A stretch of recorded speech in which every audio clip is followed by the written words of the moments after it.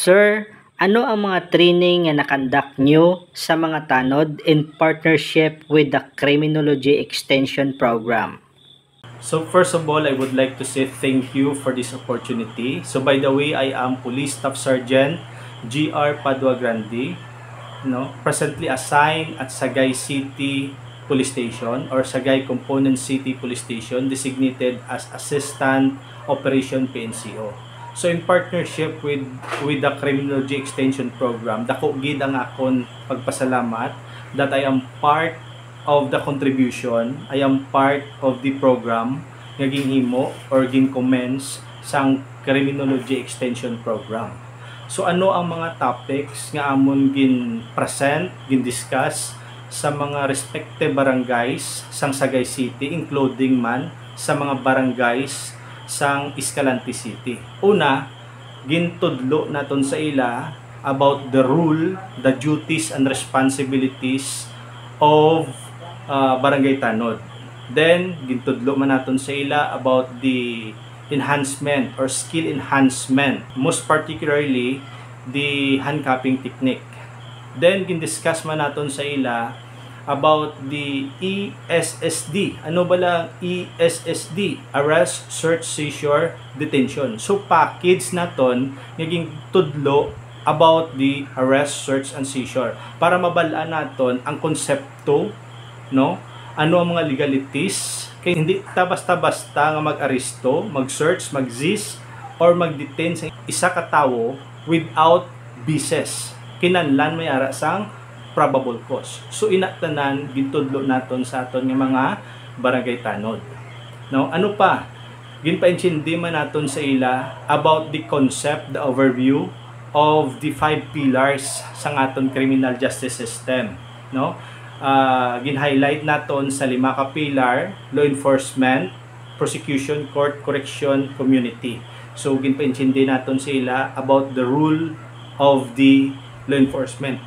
Amuni ang pillar nga gin-emphasize kinaton sila kay diri ni ang ilang duties and responsibilities upod sa aton nga mga kapulisan in the maintenance of peace and order, protections of lives and property, as well as prevention and suppression of criminal offenders.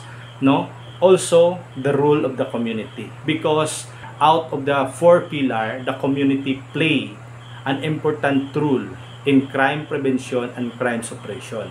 So inatanan ginpaintindi naton sa ila, the value, the overview of the criminal justice system. Also, gin-discuss man naton sa ila about the concept, the overview of Republic Act 9165, otherwise known as Comprehensive Dangerous Drug Act of 2002. Nga ginapaintindi naton sila because tandaan naton ang war on drugs is very serious. This is not the concern, duties of the police, but the duties of everybody. This is an everybody's concern. So as a tanod, kinahanglan naton nga ikwaon ang simpatiya sang komunidad para mahimo naton, ma-minimize naton ang existence sa illegal drug trade, illegal drug activity in our area of responsibility. And lastly, ginpaintindi man naton sa ila the overview or the provision of crimes and penalties of Republic Act 9165, as well as the effects, the symptoms of drug abuse and drug addiction.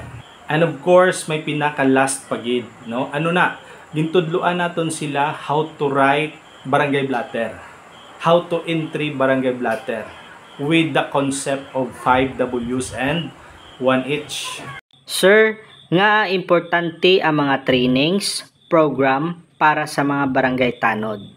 So my answer is very simple. Enhancement of community safety and protection through active involvement of our barangay tanod.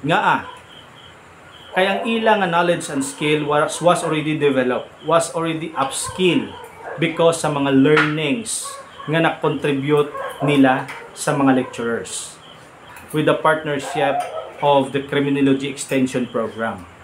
So, anong impact sina? Good governance.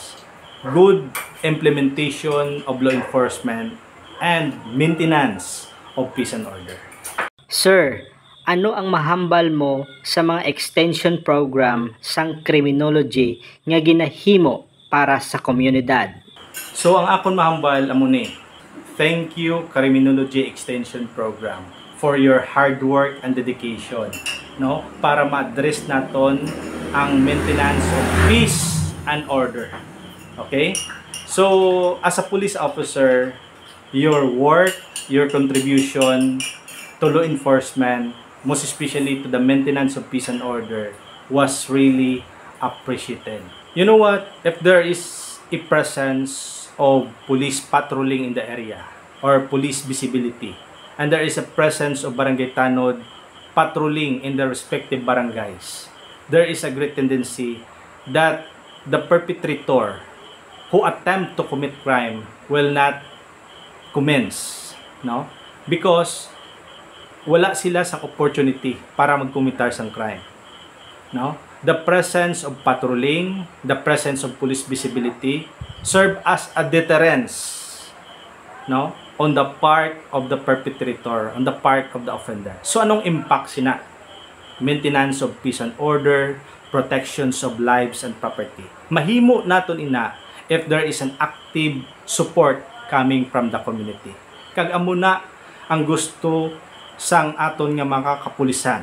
That is why the police will make strategies and plans para mahimo namon ang amon nga obligasyon upod ang komunidad, no, para ma-meet namon ang amon nga mission and vision of our organization. Lastly, gusto ko lang ipalabot sa Criminology Extension Program, most particularly the State University of Northern Negros, formerly known as COST, na anuman ang mga hard work, contribution naton sa komunidad, dako gid ang akon pasalamat.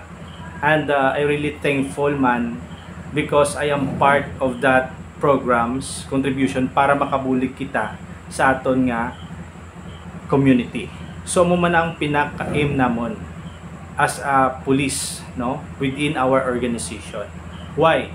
Because if there is presence or there is an existence of peace and order in that particular area, in that locality, in that city, there is progress, right?